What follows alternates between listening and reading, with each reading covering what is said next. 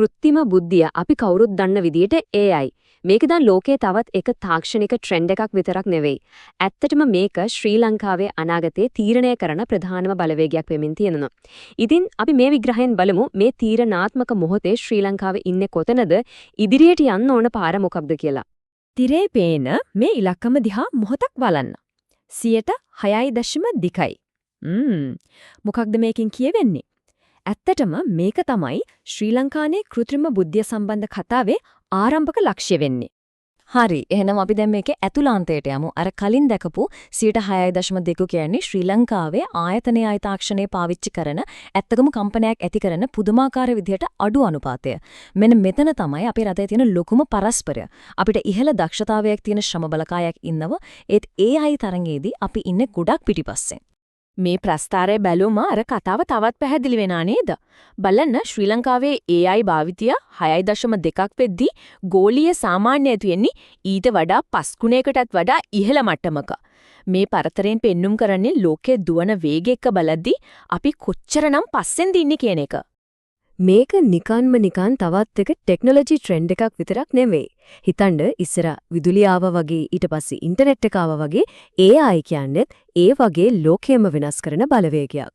ඒක 21 වන සියවසේ ගෝලීය ආර්ථික සහ දේශපාලන බලය තීරණය කරන අත්‍යවාරම බවට පත් වෙලා ඉවරයි.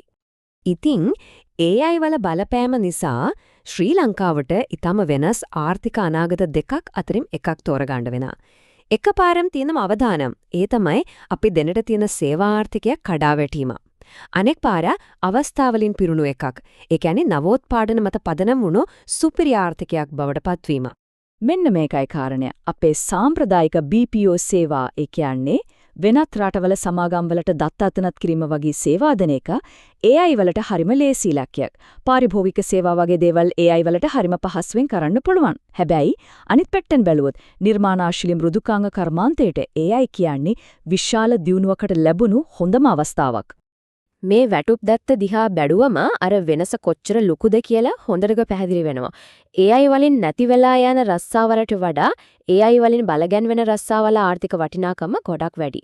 මේකෙන් කියවෙන්නේ හරි කුසලතා ටික ලබා ගත්තොත් තරුණෙක්ගේ අනාගත ආදායම දෙගුණයක් තුන්ගුණයක් වුණත් වෙන්න පුළුවන් කියන එක. තවත් වැදගත් දෙයක් තමයි AI සම්බන්ධ කුසලතා තියෙන රැකියාවලට සාමාන්‍ය රැකියාවකට වඩා 30% විතර වැඩිපුර වැටුපක් ලැබෙනවා. මේක පුද්ගලයෙක්ට වගේම රටක් විදියටත් AI පැත්තට යොමු වෙන්න තියෙන ලොකු මූල්‍යමය දිරිගැන්වීමක්. ඉතින් වැදගත්ම දේ තමයි මේක හරි කර්මාන්තවලට AI කියන්නේ කෙනෙක්ව අයින් කරන මෙවලමක් නෙවෙයි. ඒ කෙනාගේ හැකියාවන් තවත් වැඩි කරන. ඒ කියන්නේ දැනටමත් තියෙන දක්ෂතාවය සුපිරි තලයකට ගෙනියන මෙවලමක්. දක්ෂ ඉංජිනේරුවෙක් අතට AI කියන්නේ සුපිරි බලයක් වගේ දෙයක්. හරි අවස්ථා ගැන අපි කතා කළා. ඒත් ඇත්ත තත්ත්වය මොකද්ද? ගෝලීය AI දර්ශකයක අනුව AI සූදානම් දක්ෂතා සහ යටිතල පහසුකම් අතින් ශ්‍රී ලංකාව ඉන්නේ රටවල් 83න් 82 වෙනි තැන. ඉතින් අපි දැන් බලමු ඇයි අපි මෙච්චර පස්සට ගියේ මේකට හේතු වෙච්ච මූලික ගැටලු මොනවද කියලා. පළවෙනිම දේ තමයි යටිතල පහසුකම්. AI හදන්න ඕන කරන පරිගණක බලය. ඒ කියන්නේ ක්ලවුඩ් සේවාවන් අපේ රටේ මිලාදිකයි ඒ වගේම ප්‍රමාණවත් නැහැ. ඒ එක්කම අධික විදුලි ගාස්තු නිසා අලුත් AI පරීක්ෂණ කරන එක හරිම අමාරුයි. ඊටත් වඩා අපේ රටේ විවෘත දත්ත ద్వාරයක් තිබිලත් ඒක පාවිච්චි නොකරන නිසා සිංහල භාෂාව තේරෙන AI එකක් හදන්න අවශ්‍ය දත්ත අපේ සංවර්ධකීන්ට ලැබෙන්නේ නැහැ. දෙවැනි බාධකය අපේ හදවතටම වදින එක. ඒ තමයි බුද්ධිගලණය. අපේ රටේ ඉන්න පළපුරුදු ජ්‍යෙෂ්ඨ AI ඉංජිනේරුන් රට දාලා යනවා. මේ නිසා වෙන්නේ අලුතින් එන අයට මඟ පෙන්වන්න දේශීය AI ව්‍යාපෘති ලොකු මට්ටමින් කරන්න අවශ්‍ය නායකත්වය සහ දැනුම අපිට නැති වෙලා යන එක. තුන්වෙනි සහ සමහර විට බරපතලම බාධකය තමයි අපේ අධ්‍යාපන ක්‍රමය. කටපාඩම් කරලා විභාග පාස් වෙනවා ඇරෙන්න ප්‍රශ්නකට විසඳුමක් හොයන්න අපේ ළමයි පුරුදු වෙන්නේ නැහැ. ගණිතය, විද්‍යාව වගේ AI යුගයට අත්‍යවශ්‍යම විෂයන් වලින් සාමාන්‍ය පෙළ ළමයින්ගෙන් 30ක් ෆේල් වෙනවා කියන්නේ අපි අනාගතයට අවශ්‍ය අත්විවරමවත් හරියට දාගන්න අසමත් වෙලා කියන එකයි. හොඳයි. ප්‍රශ්න ගැන කතා කරා ඇති. දැන් බලමු මේකට විසඳුම මොකක්ද කියලා.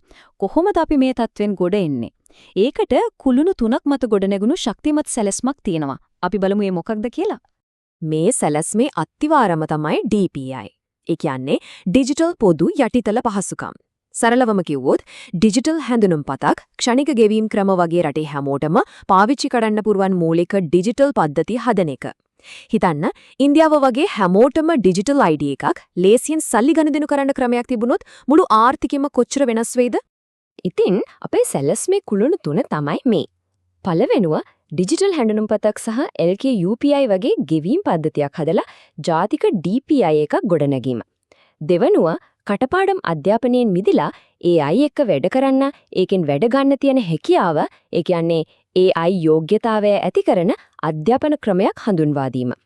තෙවනුව තාක්ෂණයත් එක්ක ඉදිරියට යන්න ජීවිත කාලයේ පුරාම ඉගෙන ගන්න සංස්කෘතියක් රට තුල ඇති කිරීම. හැබැයි මේ දැවන්ත සැලැස්ම රජයට විතරක් තනියම කරන්න බෑ. මේකට රාජ්‍ය සහ පෞද්ගලික අංශ දෙකේම හොල්කාරිත්වයක් අත්‍යවශ්‍යයි.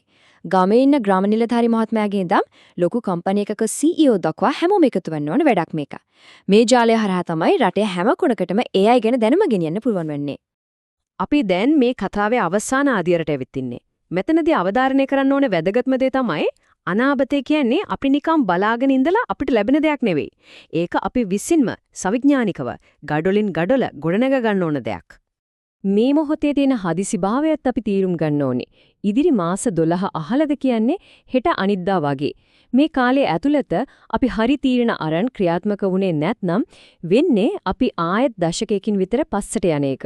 තාක්ෂණය අතින් වෙනත් රටවලට යටත් වෙලා ආර්ථික වශයෙන් එකතැන පල් වෙන තත්වයකට පත්වීමේ අවදානමක් තියෙනවා. ඒත් බලාපොරොත්තුවක් තියෙනවා. නිෂ්ක්‍රීය විභවතාවයේ යුගය අවසන්. සවිඥානික නිර්මාණයේ යුගය පැමිණී ඇත. ඒ කියන්නේ අපේ රටේ දක්ෂතා තියෙනවා. නව නිපැයුම් හැකියාව තියෙනවා. දැන් AI වගේ මෙවලුත් තියෙනවා.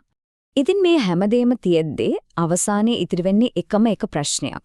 මේ දැවන්ත කාර්ය ක්‍රියාත්මක කරන්න අවශ්‍ය සාමූහික අදිෂ්ඨානය. ඒ කැපවීම ශ්‍රී ලංකාව සතුව තිබෙනවද?